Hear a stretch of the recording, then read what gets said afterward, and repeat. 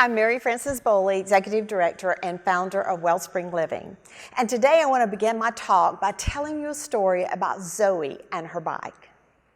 Zoe loves to ride her bike.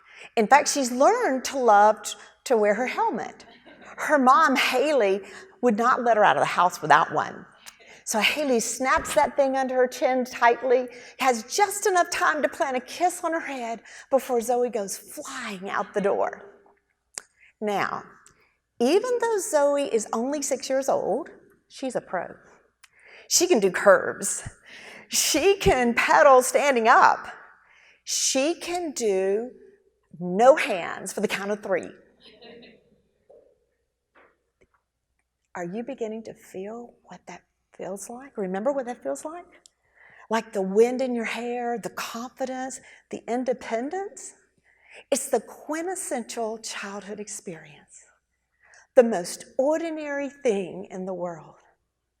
But for Zoe, these bike rides are nothing short of extraordinary. Because you see, Zoe isn't just any child. She's the child of intergenerational poverty. She's the child of abuse. She's the child of a woman who was a sex trafficking victim. A woman, Haley, who never experienced being a child. Today, Zoe is safe. She is loved. She's just another kid on a bike.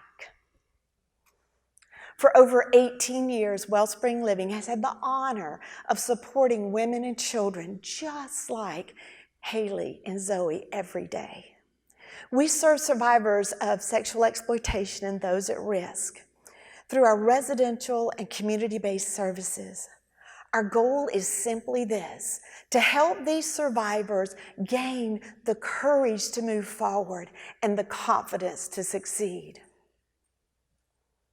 Haley, when she was only 14, was tricked by a trafficker. After all, there wasn't much at home for her to leave behind. And what this stranger was telling her was a whole lot better than the abuse she knew would be happening at home. Y'all, this is happening to so many kids in our country. Each year, 300,000 children are lured into the dark world of trafficking. And if you think it didn't happen in the place where you slept last night, you're wrong. It's estimated that in Atlanta, over 100 children a night are sold for sex. These kids are seeing the worst of humanity. And so, at Wellspring Living, we want to show them the best.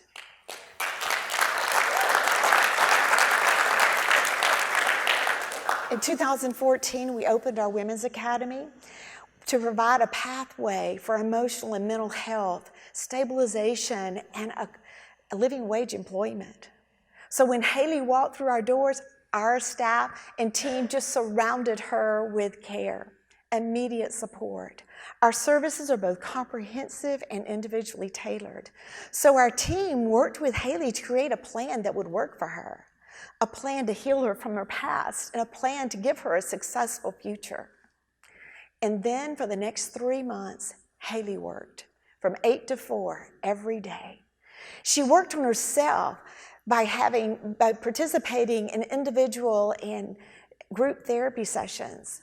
She worked to gain new skills like how to manage your money, how to be a mom, and how to work Microsoft Office. We provided the basics: transportation, childcare for Zoe, and food and clothing for both of them. This enabled Haley to push past the basics, to challenge herself, and to prove to herself that she is worth so much more to this world than her body. That she can be the professional she wants to be. She can be the mom she wants to be. And after 3 months of training, Haley was awarded an apprenticeship with Delta Airlines, one of our amazing corporate partners. Here she was able to take what she learned in the academy and apply it in a corporate environment. And then after the apprenticeship, Haley secured permanent living wage employment at a leading law firm in Atlanta. And to hear this, her supervisor sent an email recently to say, Haley is nailing it, and we're giving her a raise. In less than 6 months, Haley went from being trafficked to being cherished and cherishing herself. And what about Zoe? She's out riding her bike. Our model can help countless survivors in every part of our country break this cycle. When you're trafficked, it is uniquely crushing to your self-worth. We figured out a way to help restore a sense of worthiness. It's that immediate, comprehensive support and an individualized plan. And then, and only then, can these survivors gain the courage and their confidence again. Let's take more Haleys from the streets to the boardroom. And let's put more Zoes on bikes. They've seen the worst humanity has to offer. Let's show them the best.